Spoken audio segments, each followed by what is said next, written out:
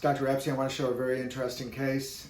Patient had prior hair grafting, several procedures done elsewhere, was unhappy with the density.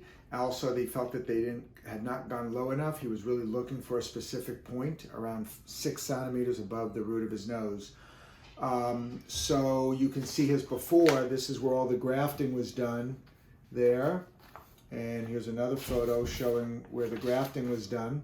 And this is the shape of the hairline that he was hoping for. So these hairs were trimmed. These were his prior hairs. And what I was able to do, those are the prior transplants rather, what I was able to do, and I said he's an hour out of surgery, was this is his original hairline, and I was able to bring it forward down to his desired position with minimal rounding out, because he's a guy, he doesn't want a feminine looking hairline. Basically bring his existing hairline down to the desired point, even with creating a widow's peak.